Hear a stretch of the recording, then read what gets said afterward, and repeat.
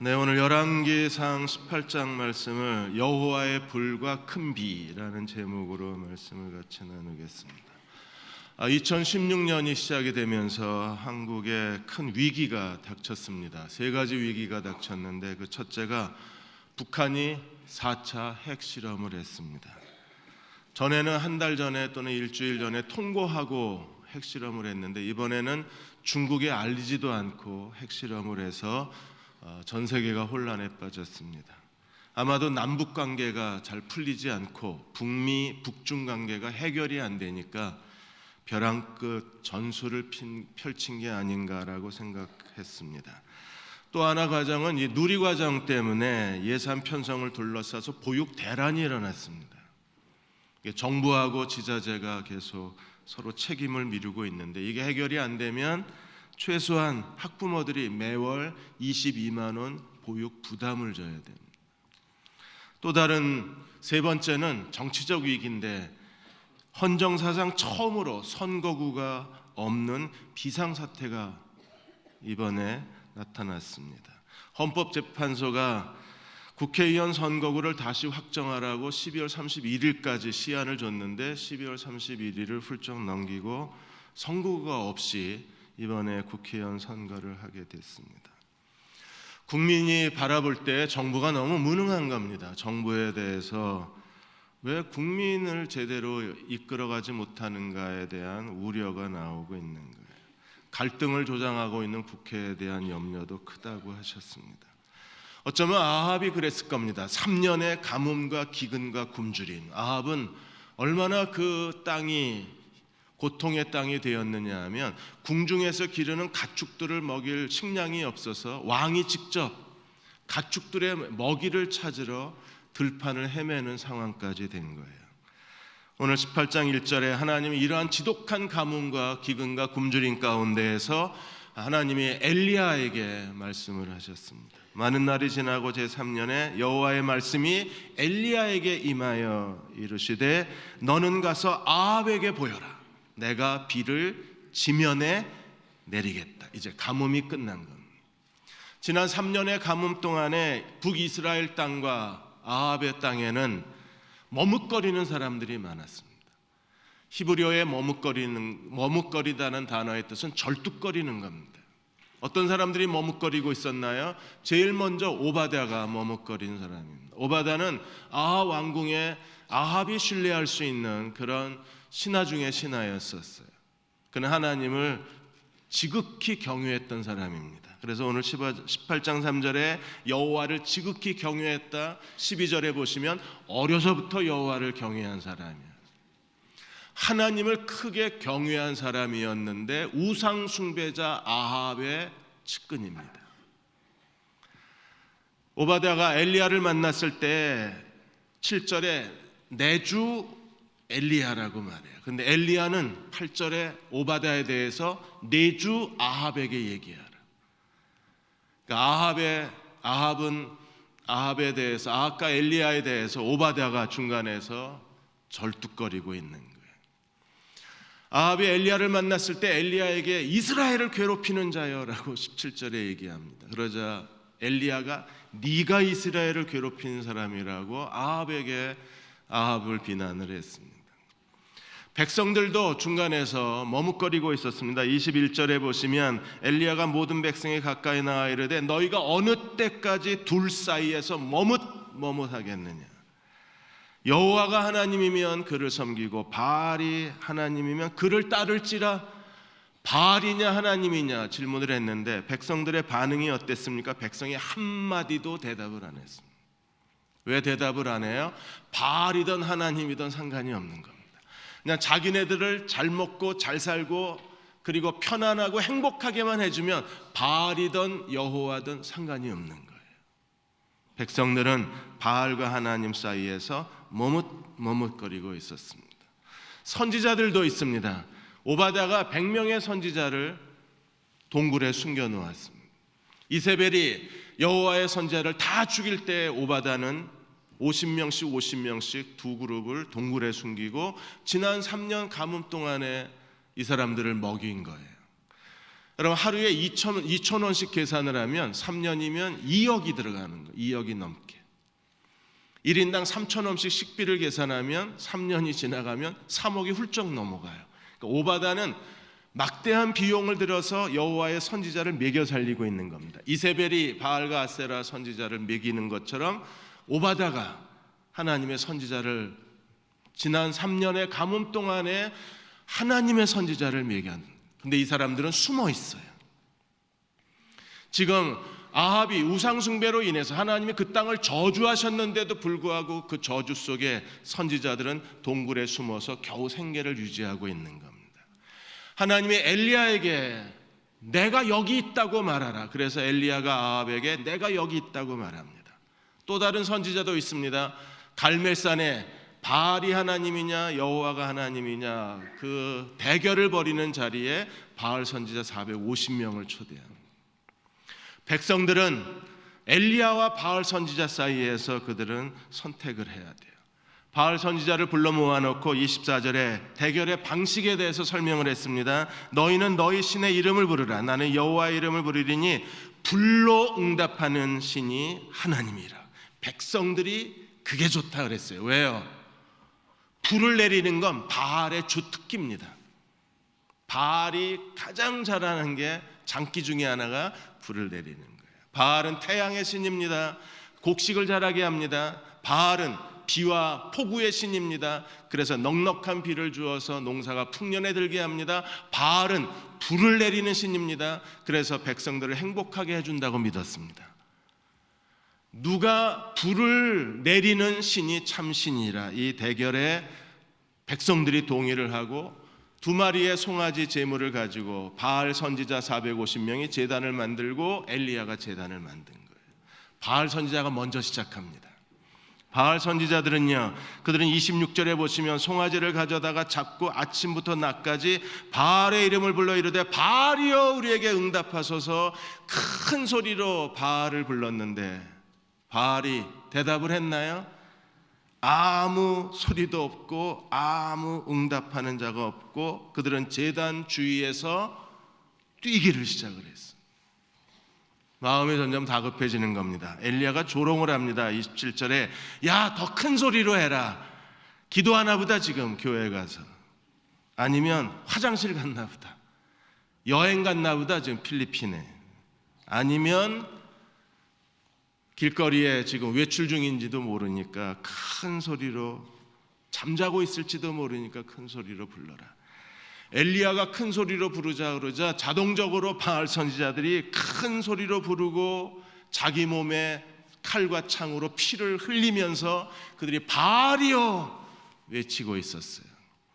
정오가 지나서 저녁에 저녁 소재 드릴 시간이 되었는데 29절에 그들이 미친 듯이 떠들어 저녁 소재 드릴까지 이르러서는 아무 소리가 없고 응답하는 자나 돌아보는 자가 아무도 없더라.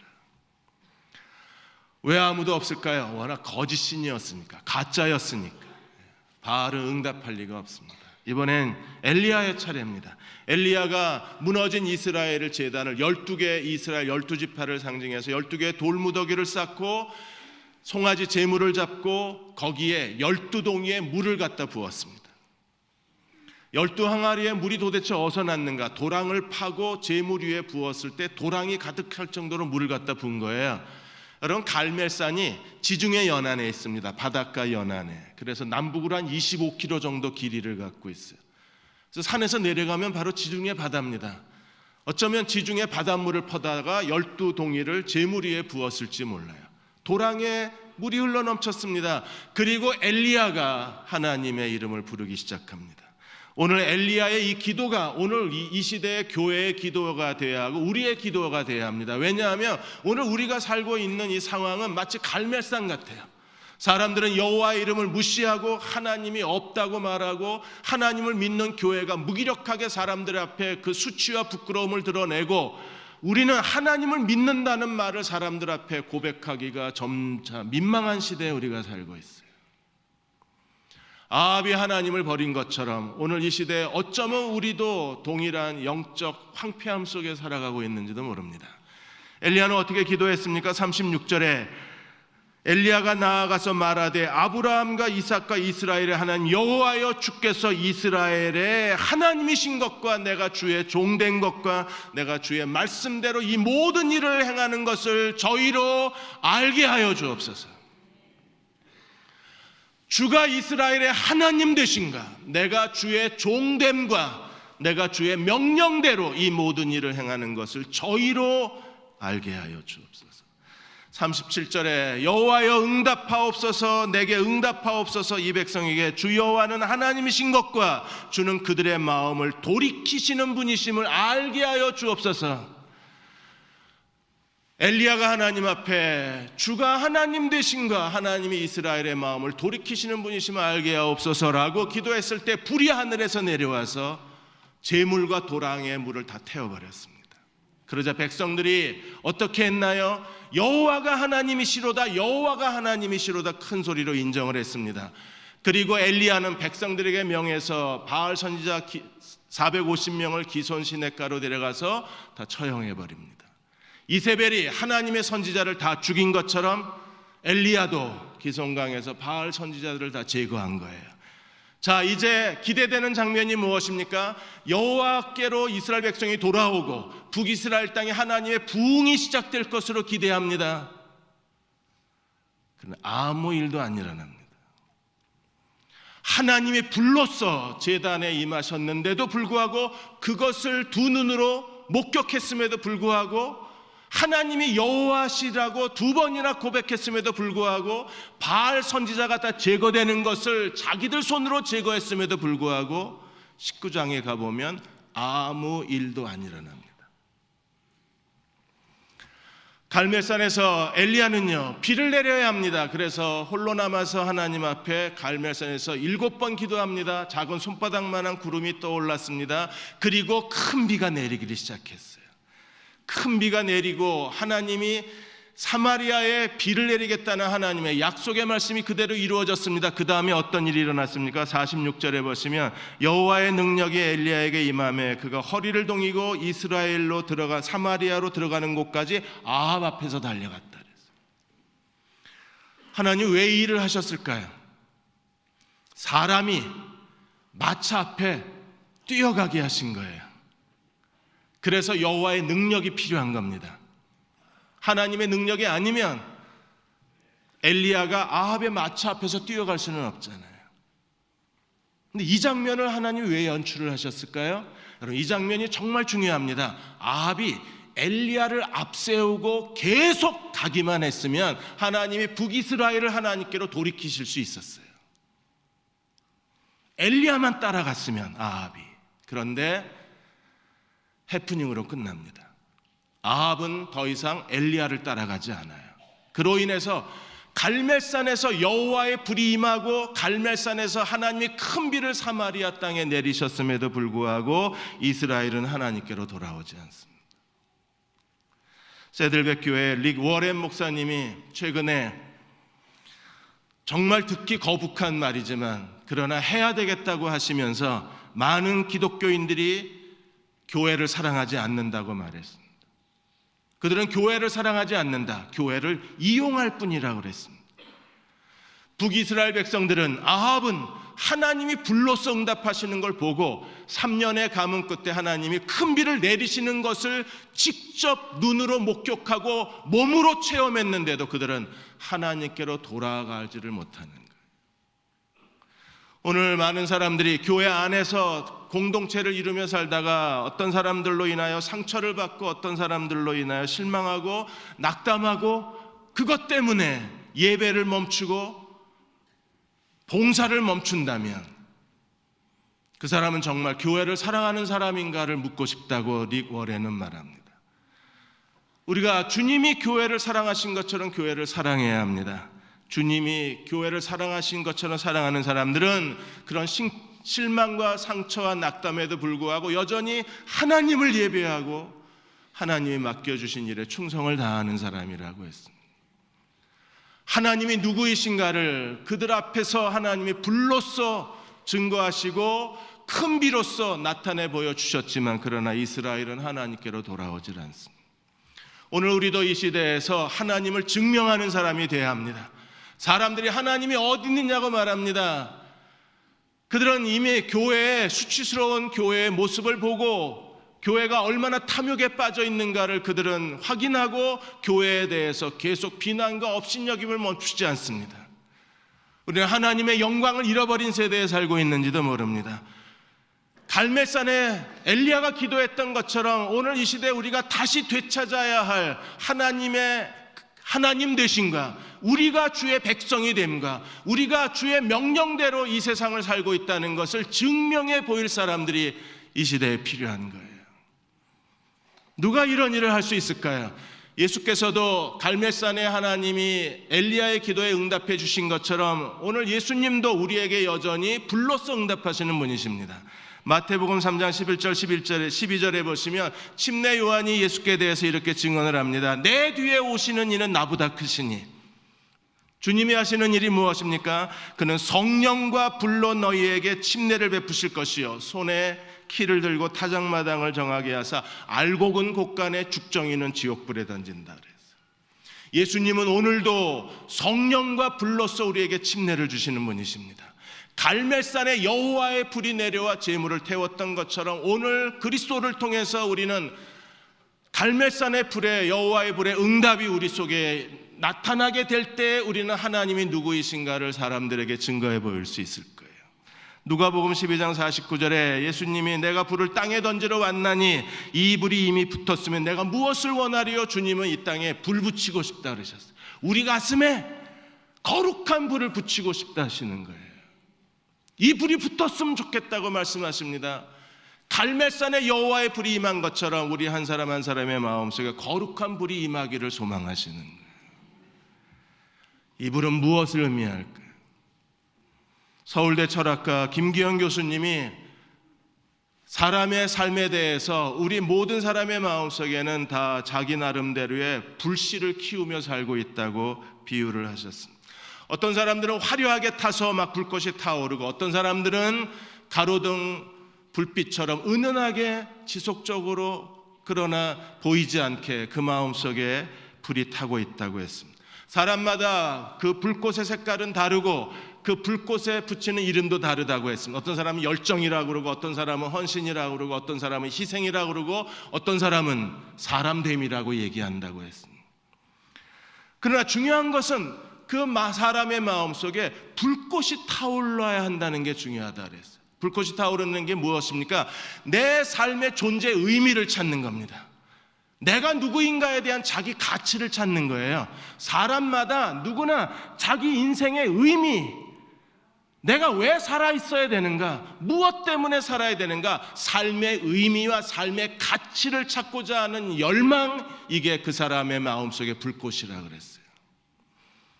페이스북을 만든 창업자 저커버그는요 52조의 돈을 사회복지기금으로 내놓음으로써 그의 마음에 거룩한 불꽃을 우리에게 보여주어서 우리를 감동을 했습니다.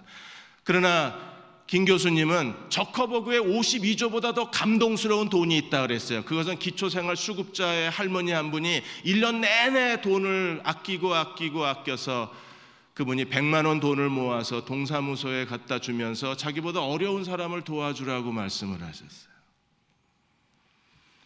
기초생활수급자인 할머니, 정부의 도움이 없이는 생계가 어려운 할머니도 자기 나름대로의 마음의 불꽃이 타고 있는 거예요. 자기가 살아있어야 할 이유, 살아있다는 존재의 의미를 찾고 계신 겁니다. 그래서 그분이 내놓은 돈이 저커버그의 돈에 비해서는 형편없이 적지만 그러나 감동은 더 크다고 얘기하신 거예요. 우리에게 세 가지 증명서가 있어야 됩니다. 첫째는 복음의 능력의 증명서가 있어야 돼요. 왜 그렇습니까? 우리는 복음으로 말미암아 구원받은 사람이기 때문입니다. 예수 그리스도의 십자가가 우리의 모든 죄를 다 용서하셨다는 그 용서의 능력을 체험하셨나요? 그렇다면 우리는 다른 사람을 용서할 수 있어야 돼요. 예수께서 십자가에 죽으시고 부활하심으로 말미암아 죄와 사망과 사단의 권세를 정복하시고 우리에게 승리를 주신 하나님의 아들이심을 믿는다면 부활의 능력이, 복음의 능력이 우리 속에서 진정한 인간 내면의 변화, 인간 내면의 혁명을 일으켜야만 합니다. 사람이 변화야, 그래야 그게 복음의 능력 아닌가요? 단순히 교회만 다니고 교회에 봉사만 하고 사람의 인격이 그대로 머물고 있고 그 사람의 내면과 가치관이 그냥 있다면 그게 복음이라고 말할 수 있나요? 복음은 믿는 자에게 구원을 주신 하나님의 두나미스 하나님의 능력이라고 그랬습니다. 그 능력이 우리의 삶 속에서 나타나야죠. 그래야 복음이 되는 거 아닌가요? 에베소 4장 21절 24절에 너희는 유혹의 욕심을 따라 썩어져가는 구습을 좇는 옛사람을 벗어버리고 하나님을 따라 의와 진리의 거룩함으로 지으심을 받은 새 사람을 입으라 그랬어요. 날마다 옛사람을 벗어버리고 새 사람을 입어야 합니다. 욕심을 따라 살아가는 게 아니라 의와 진리의 거룩함으로 살아야 합니다. 너희를 부르신 거룩한 자처럼 말과 행실에 거룩한 자가 되라고 말씀하지 않으셨어요? 거짓말하지 말고 정직하게 말해라. 혼자만 잘 먹고 잘 살지 말고 다른 사람에게 나누어 줄 게 있게 해라. 분노하지 말고 용서하라. 삶의 진정한 변화가 있어야 복음의 능력이 증명이 되는 거예요. 일본 동경 근처에 자마라는 작은 도시가 하나 있습니다. 거기에 성결교회를 다니고 계시는 미야다 요시오라는 교회 지도자 한 분이 계십니다. 이분은 자마 상공회의소 부회장이시고 목재소를 크게 경영을 하시는 분이십니다. 이분이 어느 날 일본 신문에 크게 났습니다. 왜냐하면 장애우들을 전부 취직을 시킨 거예요. 그래서 장애우들에게 취업의 기회를 주고 장애우들이 일할 수 있게 일의 자리를 마련해 주어서 일본 신문이 이 미야다 요시오 이분에 대한 특집 기사를 실었습니다. 신문에 기사가 나오고 며칠 지나지 않아서 편지가 하나 왔는데 교도소에서 왔어요. 자기소개를 이렇게 했습니다. 저는 반평생을 형무소에서 지낸 사람입니다. 전과 21범입니다. 이제 며칠 있으면 출소합니다. 나 같은 사람도 당신 채용해 주시겠습니까? 장애우들을 채용을 했으니까 나도 채용해 달라는 거예요. 그래서 미야다 요시오가 가족들하고 의논하고 회사 경영진하고 의논을 하고 채용을 하기로 하고 이제 형무소에 가서 먼저 교도소장을 만났습니다. 그랬더니 교도소장이 이런지야 그 사람은 나갔다가 며칠 있다 다시 도둑질하고 들어오는 사람이기 때문에 절대로 그 사람하고 상관하면 안 된다고. 근데 이미 마음에 기도하다가 하나님 주신 마음이 있으니까 이분이 형무소에서 전과 21범을 만나고 당신 출소하면 날 찾아와라. 아니 내가 당신 출소하는 날 데리러 오겠다. 그리고 당신 채용하겠다. 출소하는 날이 됐습니다. 교도소장이 일부러 거기 나와서 미야다 씨를 만나서 절대로 저 사람 보는 앞에서 돈을 두면 안 된다. 저 사람을 도둑놈으로 또 만드는 거니까 절대로 저 사람에게 돈 있는 곳을 보여주지 마라. 미야다 씨가 데리고 와서 전과 21범을 취업을 시키고 교회로 데려갔습니다. 같이 예배를 드렸습니다. 어느 날 복음의 말씀이 이 친구에게 들어간 거예요. 예수님의 십자가 앞에 무릎을 꿇었습니다. 예수님을 개인의 구세주와 주인으로 영접했습니다. 그리스도가 그의 안으로 들어가신 거예요. 당연히 변화가 일어나는. 지금은 뭐 하고 있는 줄 아십니까? 미야다 목재소에 이분이 재정 총 담당자입니다. 돈만 보면 훔치던 사람에게 미야다 씨는 회사의 전 재산을 맡긴 거예요. 복음의 능력이 우리에게 어떤 변화를 주시는가를 우리 삶으로 증명할 수 있어야 돼요. 주가 하나님 되신가, 내가 주의 종됨과. 우리가 가져야 될 또 다른 증명서는 무엇입니까? 인생의 열정을 증명할 수 있어야 돼요. 엘리야는 내가 주의 종됨과 내가 주의 명령대로 이 모든 일을 하는 것을 알게 하여 주옵소서. 우리는 내가 지금 살아있다는 것을 사람들 앞에 증명해 보일 수 있어야 돼요. 어떤 나를 보여주어야 합니까? 고린도전서 15장 10절에 바울은 이렇게 자기 자신에 대해서 고백합니다. 나의 나된 것은 하나님의 은혜로 된 것이니. 자신의 희생과 그리고 자기 개별의 노력과 많은 수고가 있었을 것입니다. 그런데 바울이, 우리가 알고 있는 바울을 만들어낸 것은 하나님의 은혜로 되었다고 고백하는 거예요. 나의 나된 것은 하나님의 은혜로 되었느니라. 내게 주신 그 은혜가 헛되지 아니하여 내가 모든 사도보다 더 많이 수고하였으나 내가 한 것이 아니요 나와 함께 하신 하나님의 은혜로다. 그럼 하나님의 은혜가 내 인생을 만들었다고 고백할 수 있는 사람이 되어야 합니다. 오늘의 나는요, 하나님이 만드셨다고 말할 수 있는 사람들이 그래야 그의 인생의 목적, 그가 추구하고 있는 모든 인생의 미션, 그가 추구하고자 하는 인생의 모든 가치관들, 그게 하나님께로부터 나오고 하나님이 내 인생을 만들어주신 분이라는 거룩한 고백이 우리에게 있을 때 우리는 내가 주의 종됨과 내가 주의 명령대로 이 모든 일을 행하는 것을 알게 하옵소서. 엘리야의 기도가 그에게 성취되고 하나님이 거룩한 불로 응답하신 사람이 될 수 있는 거예요. 여러분의 인생의 목적은 무엇입니까? 나의 나단 것은 그건 어디부터 시작합니까? 하나님이 주시는 새로운 미션으로부터 시작하는 거 아니에요. 사람은 네 가지 M이 있어야 된다고 말합니다. 마스터, 인생의 주인이 누군가를 알아야 됩니다. 두 번째는요, 미션, 자기가 전부를 쏟아 놓아도 아깝지 않은 인생의 사명을 발견하는 거예요. 멘토가 있어야 합니다. 영적 지도자가 있어야 되고 메이트, 동료가 있어야 돼요. 다윗과 요나단처럼.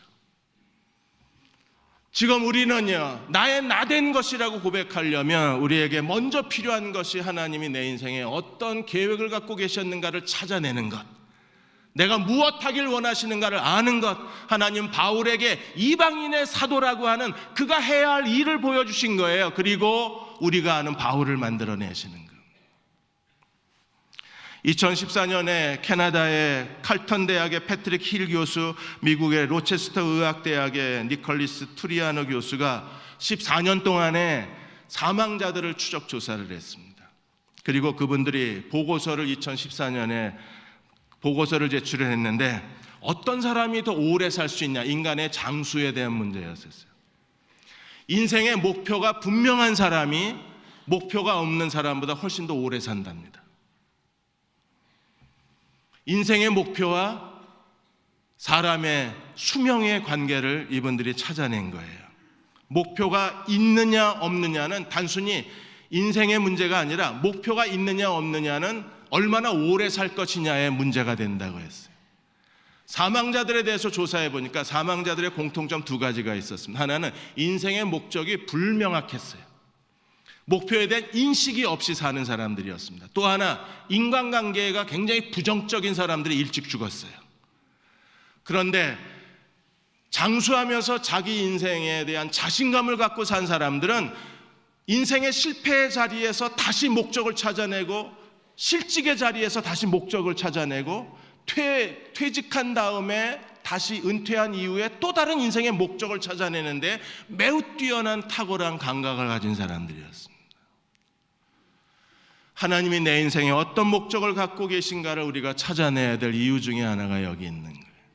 디모데후서 4장 7절 8절에 바울은 계속 고백합니다. 나는 선한 싸움을 싸우고 나의 달려갈 길을 마치고 믿음을 지켰다. 내가 달려가야 할 길 찾으셨나요? 요한복음 4장 34절에 예수님도 고백하셨습니다. 나의 양식은 나를 보내신 이의 뜻을 행하며 그의 일을 온전히 이루는 이것이라. 이게 내 양식이다. 이게 내 인생이다. 예수님의 생의 그 덩어리 자체는 하나님의 뜻, 하나님의 일. 매일매일 살아있어야 할 이유, 매일매일 살아가야 할 이유, 나의 양식, 하나님의 뜻, 하나님의 일. 그렇게 고백할 수 있어야 내 인생 자체가 하나님의 증거가 될 수 있는 거예요. 히말라야 영화가 개봉 20일 만에 650만이 넘었습니다. 어몽길 대장이 2005년도에 히말라야 등반 중에 8,750m에서 혼자 남은 그 박무택, 거기서 결국 죽었는데 그 시체를 찾아내기 위해서 휴먼 원정대라는 이름으로 동료 산악인들을 데리고 박무택 시체를 찾아서 데리고 내려오려는 과정을 그린 실화잖아요. 거기에 약간 픽션이 더 붙인 겁니다. 그런 상황에서 이 어몽길 대장이 이것을 영화화하기로 결정한 이유가, 그동안에 많은 영화사들이 계속 영화를 만들자고 그랬는데 거절을 했었습니다. 그러다가 2013년도에 윤재균 감독을 만나서 이제 영화를 찍자고 그런 거예요. 왜냐하면 지금 사람 사는 세상이 너무 정이 없는 거예요. 각박한 거예요. 메말라 버렸어요.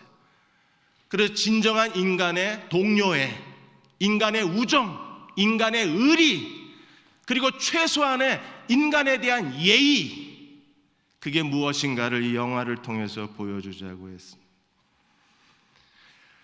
그 희생정신이 그 화면마다 가득 차 있으니까 히말라야 영화를 보고 나오는 사람마다 다 눈이 퉁퉁 부어 있는 거예요. 우리는 사람에 대한 예의가 목말라 있어요. 동료에 대해서 목말라 있는 거예요. 인간의 진정한 가치가 어디 있는가에 대해서 목말라 있는 거예요. 영화를 통해서 보여진 그 우정, 진정한 의리, 우리가 너무나 오랫동안 잊고 살았다는 걸 깨닫는 거잖아요. 엄원길 대장은 신화적인 사람입니다. 8,000m 이상 산봉우리 16개를 다 정복한 사람입니다. 그리고 이번에 17번째 산봉우리를 도전하고 있다 그랬어요. 16개의 8,000m 이상을 다 등반을 성공한 동안에 10명의 대원들을 잃어버려야 했었습니다. 그 빚진 마음을 가지고 17번째 산봉우리를 도전하고 있는데 그 17번째 산봉우리는요, 그냥 히말라야에 있는 산이 아니라 그것은요, 엄원길 휴먼 재단입니다. 그 재단을 통해서 네팔 오지에 16개의 학교를 지어주고 있는 거예요.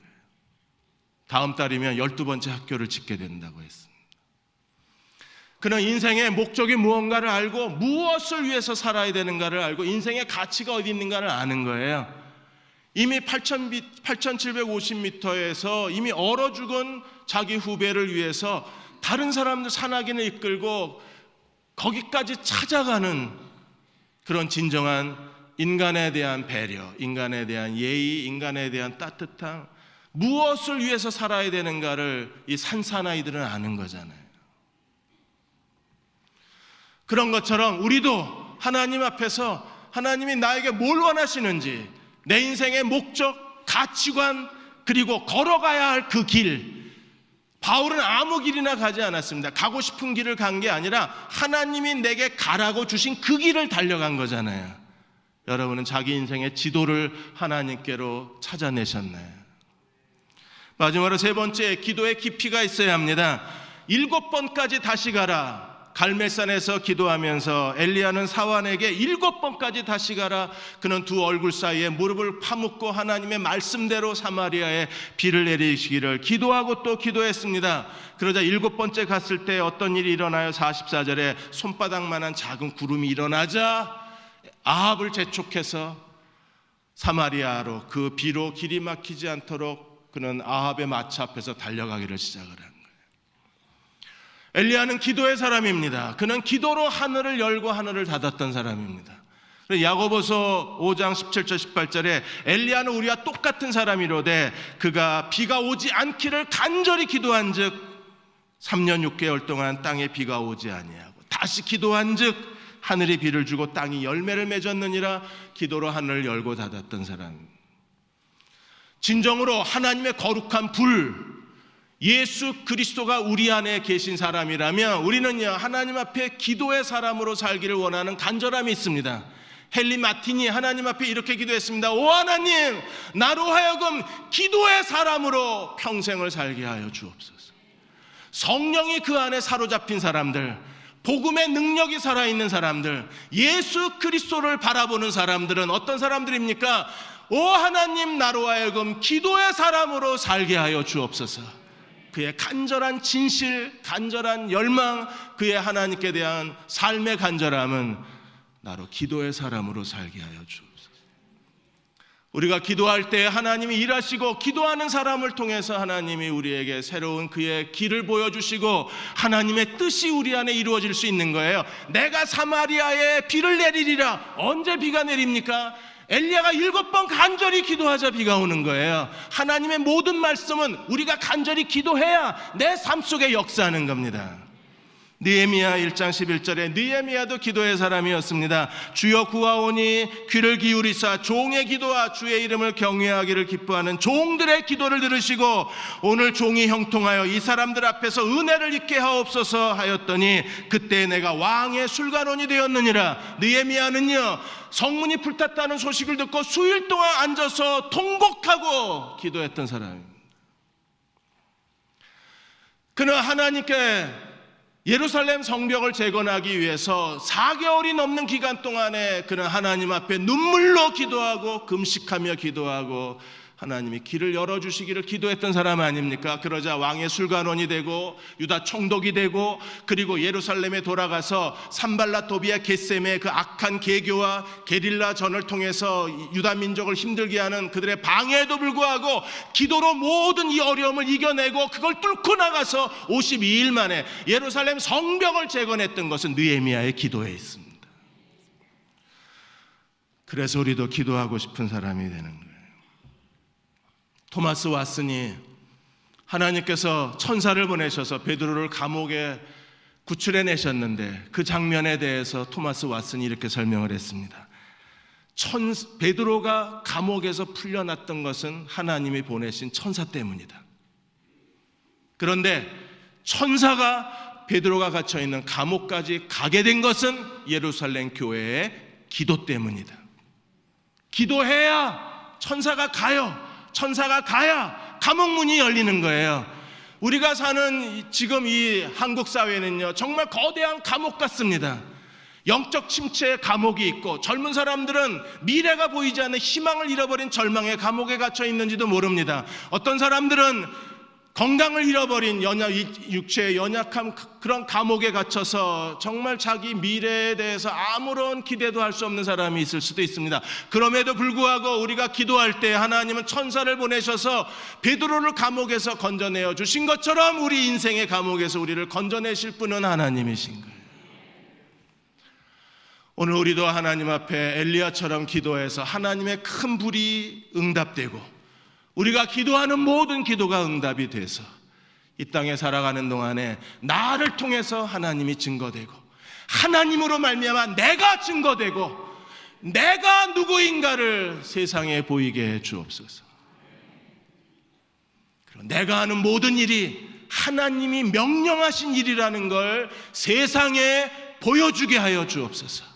예수님 말씀하신 것처럼 나를 믿지 못해도 내가 하는 그 일로 나를 믿으라고 그러지 않으셨어요? 우리도 그 그리스도의 뒤를 따라가야 되는 거예요. 자기 자신을 증명할 줄 아는 믿음의 종들이 되시기를 주의 이름으로 축원합니다. 하나님, 어떤 사람들은 너무나 행복하고 자신감 넘치게 살아가는데 나는 왜 이렇게 머뭇거리는지 모르겠습니다. 이 길을 정말 가야 되는 건지 멈춰야 되는 건지 이걸 해야 되는 건지 말아야 되는 건지 이렇게 하다 잘못되면 어떡하나 마음은 불안하고 염려로 가득 차 있고 뭐 하나 제대로 해낼 수가 없습니다. 도와주십시오. 저희도 바울처럼 나의 달려갈 길을 다 마쳤다고 확신 있게 말하고 싶습니다.